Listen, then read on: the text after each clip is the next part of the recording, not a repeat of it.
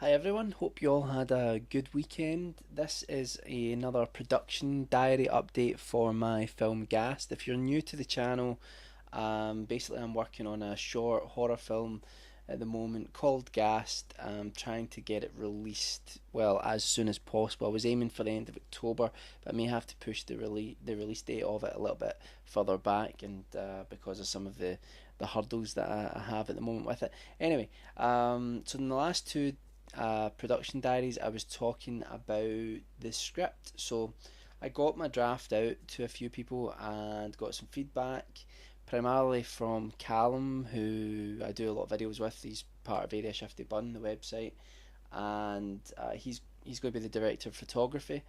And um, talking with him, I've realised that some of the dialogue's quite stilted and quite formal in places, so I'm going to sort of have to brush up on that, within the film, and a couple of other little bits and bobs. But the story is there, so it's really what happens in the script is probably the way it's going to be now when it gets shot, hopefully soon. So I think maybe one more draft, and I'm having to go through it with like I was going to say a fine tooth comb. Is that comb? Is that right? I don't know if that's right. I'm going to have to go through it with a fine comb and just sort of nitpick at it and just get it as good as I can before we start shooting. So that's what's really been happening. I've been really busy. I'm actually really tired.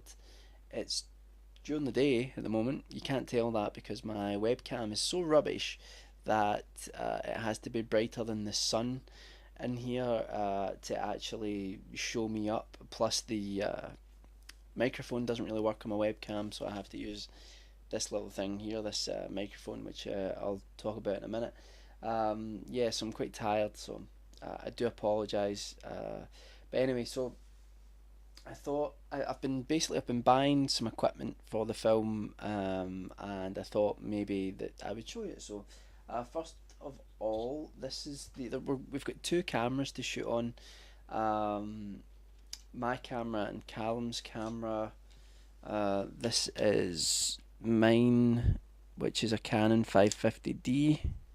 If you're looking at it and you're thinking, do you know what, that looks like a digital stills camera, then you would be correct because that's exactly what it is. These cameras are DSLRs, and I think it was like photojournalists asked for the different companies that manufacture these to put like video footage into the still cameras just for when they were on the go, and they did, and the video footage quality is just phenomenal. You could like for example, this is a 550D. Callum's one's a 7D, but the video quality's about the same. That's why we can shoot on the two cameras. But his camera's a couple of models up.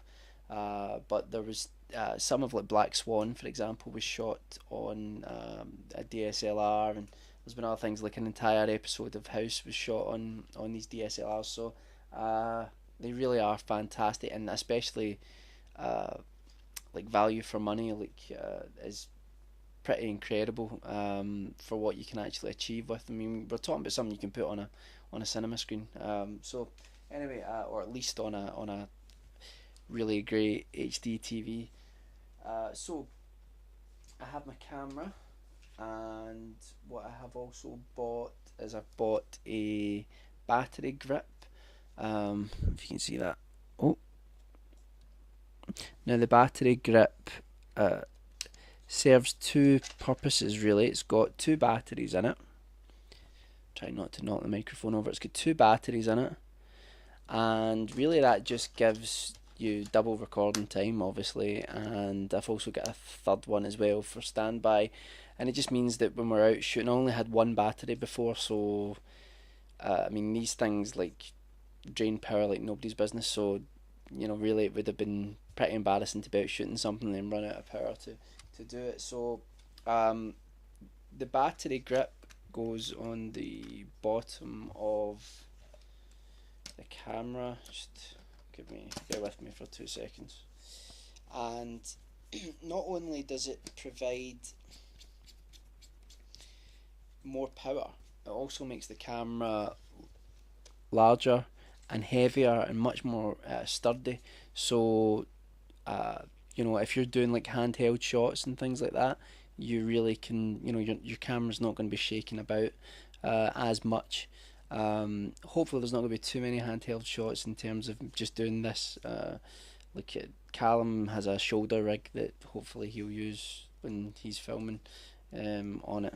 Hopefully, uh, and yeah, but like the battery grip really makes it sturdier, and there are also a couple of buttons that have been added onto it as well, which can help. But I don't really use them, to be honest. I just already use everything that's on the camera up top here.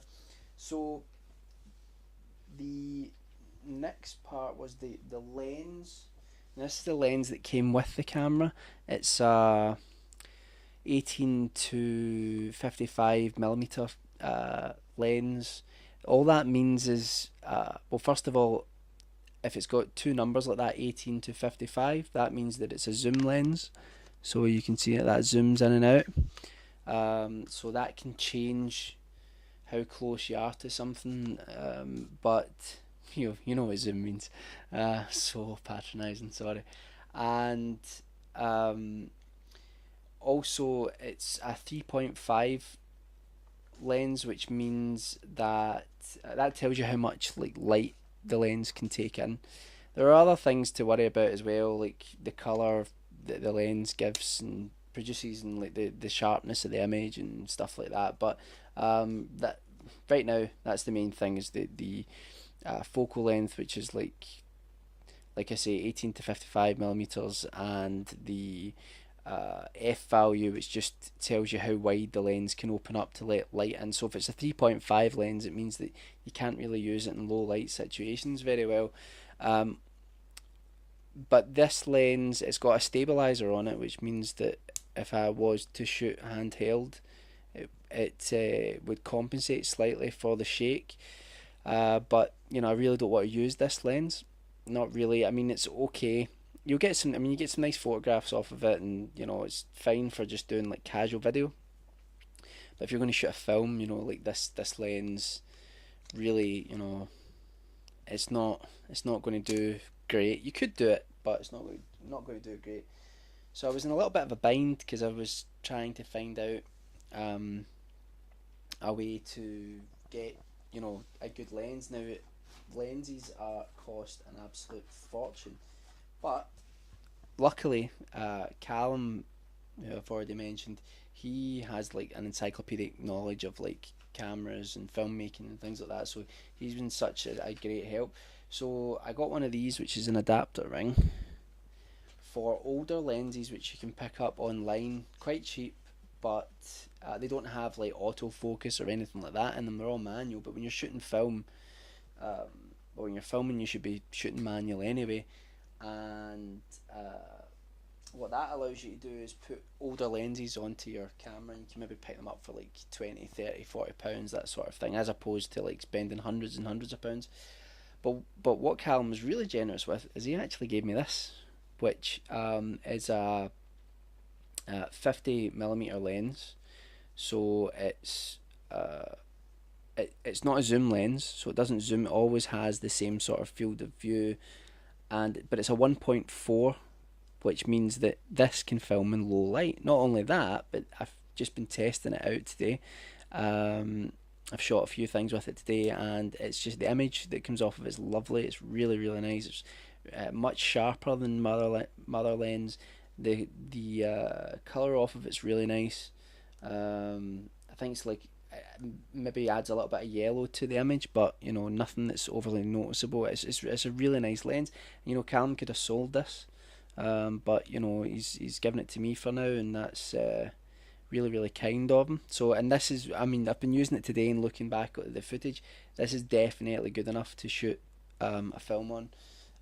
So I've got that. I'll show you on the camera actually. Bear with me. I just realised you can't see my hands, so it might look a bit dodgy. Not really.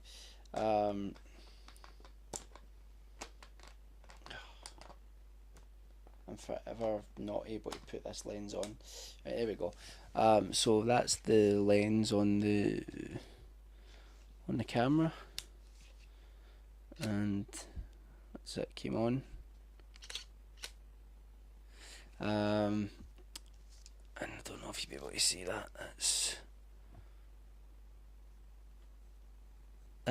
That's how close it would be. You can't really change. Bring it into focus a little bit. You can't really change because it's not a zoom lens, but these are called prime lenses, so that if they don't zoom, basically the image quality is normally better. So you don't want, if you're filming something, you don't really want something that's a zoom lens. Anyway, so that's the main things that I've got for the camera so far. I also picked up an SD card. So I've got two 8GB SD cards. The problem with this is that because this is what they record the media onto, but the problem with the SD cards is that you need one that's like class 10. Class 6 works, but all that means is that it, how quickly it can put information onto the disc, and they cost a little bit. But I really need to get probably at least one more, if not two more, for when I'm shooting, because each one of these discs will only give me upwards of 20 minutes each for recording full HD. So like if we've got a whole day of shooting, I'm probably going to need at least one more to sort of cover that. So that's what's really been happening. I've got loads of stuff I still need to get. Believe it or not, I don't have a tripod. I did have a tripod and it's wrecked. I don't know how it got broken. I think it was just where I was storing it. It's pretty wrecked. I really need to get. So I don't know whether to get a tripod or to get some sort of shoulder mount so that I can put the camera here in front of me. It'll sit on my shoulder when I'm filming. So anyway, and oh yeah, and this as well. This is actually from Callum as well. So I'm just stealing all of his stuff. Yeah, so I wouldn't actually be able to do these video logs on this webcam if I didn't have this at the moment, because let's say the microphone on this is awful. So I need to pick up a better webcam at some point. Anyway, so that's what's happening at the moment. I'm doing another draft of the script. That will definitely be the final draft. I've still got quite a lot of things to sort of try and pick up. Now, there is... I'm not going to ask you guys for money, but there is a site called Indiegogo which deals with trying to gain people funding for their projects. So you, like, if someone puts money towards a project, then they get something back. It's not just like giving someone money. You might, whatever it is, you might get like a free copy of the DVD when it's out, or you might get a credit in the film. Anyway, so I'll put a link to my page down there if you want to check it out, but by no means am I sort of saying give me money, but that actually lets you know more about the project as well down in Indiegogo. So even if you just want to read about the project, that'll tell you a bit about it. And that's about it, I think, in terms of Ghast. What time are we on? God, I've really talked for ages. You probably haven't lasted this long because I've really bored you about some of the equipment that I have at the moment. But yeah, so with regards to the channel, I was going to try and do my Vault of Horror review today, so that might be up tonight. But I've got to go and I'm shooting 2 episodes of double feature tonight with Alan for the website. And they'll be up on the Area Shifty Bun channel or on the website like towards the end of the week. That was one thing that I was going to say. Someone had said to me about the fact that the website hadn't been updating, and it's the reason for that is that I am totally redesigning the website at the moment, so that this will be like the proper launch of the website. The website's been going for like years, but this version of the website will be like the first time that we've had enough time to, and get the website to where we want, which is basically there's going to be loads of content up there. All the horror mic stuff is going to be up there from this channel, and don't worry, I will still continuously upload like crazy to this YouTube channel. But there will also be stuff that we can't upload to YouTube, which will be like reviews using clips and things like that. And there are other things as well, like podcasts and stuff like that are going to be on the website as well. But it's been completely redesigned, so when it is completely redesigned, everything will be bang up to date. But for now, you just have to sort of make do with the YouTube channels. Um, what else? Yeah, so Vault of Horror is coming up next. That's actually the end of the Amicus review series, which I'm a little bit sad about because I've loved reviewing Amicus Anthology Horror. It's been fantastic going back through those films again.